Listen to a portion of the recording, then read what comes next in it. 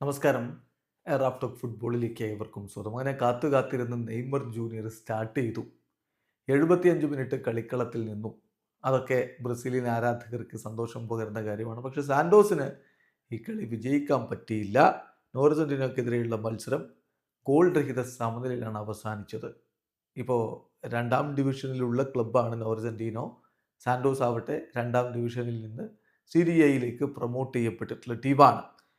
Goal രഹിത സമനില എന്ന് പറയുമ്പോൾ നെയ്മർ ജൂനിയറും അതുപോലെ ട്രിക്കീഞ്ഞോയും പിന്നെ ഗുയർമയും ഒക്കെ ചേർന്നുകൊണ്ട് തന്നെയാണ് സാന്റോസിന്റെ മുന്നേറ്റങ്ങൾ നയിച്ചിരുന്നത്. എന്നാൽ സാന്റോസിനാണ് ബോൾ പൊസിഷനും കൂടുതൽ ഉണ്ടായിരുന്നതെങ്കിലും കിട്ടിയ അവസരങ്ങളിൽ സാന്റോസിന്റെ ഗോൾ മുഖം ആക്രമിച്ച നോർജന്റീനോ നിരവധി ഷോട്ടുകൾ സാന്റോസിന്റെ ഗോൾ മുഖത്തേക്ക് തൊടുത്തുവിട്ടു.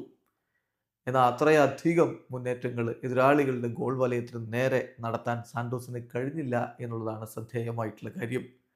കളിയുടെ 75 മിനിറ്റ് വരെ നെയ്മർ ജൂനിയർ കളിക്കളത്തിലുണ്ടായിരുന്നു. ചില ഘട്ടങ്ങളിൽ നെയ്മറിലേക്ക് പന്ത് എത്തിച്ചിരുന്നെങ്കിൽ കൃത്യമായിട്ട് ഫിനിഷ് ചെയ്യാൻ പറ്റുന്ന അവസരമൊക്കെ ഉണ്ടായിരുന്നു. അതൊന്നും സാന്റോസ് താരങ്ങൾ വേണ്ട വിധത്തിൽ ഉപയോഗപ്പെടുത്തിയില്ല. നെയ്മറുടെ ഒരു ശ്രമം ഗോളിന് നേരെ വരികയും ചെയ്തു. എന്തായാലും നെയ്മർ ജൂനിയർ മടങ്ങിയെത്തി, സ്റ്റാർട്ട് ചെയ്തു. അതാണ് പ്രധാനപ്പെട്ട കാര്യം. ഡെബ്യൂവിന് മുമ്പത്തെ കളി കളിച്ചിട്ടുണ്ട്. പക്ഷേ സ്റ്റാർട്ട് ചെയ്തു എന്നുള്ളതാണ് ഈ കളിയിലെ ഏറ്റവും പ്രധാനപ്പെട്ട കാര്യം. പക്ഷേ ടീമിന് വിജയിക്കാൻ പറ്റിയില്ല എന്നുള്ളത് ആരാധകർക്ക് നിരാശയുണ്ടാക്കുന്ന കാര്യമാണ്. വീഡിയോ അവസാനിക്കുന്നു. ഫുട്ബോൾ ലോകത്തെ കൂടുതൽ വിശേഷങ്ങളുമായി റാഫ് ടോക്സ് വീണ്ടും എത്താം.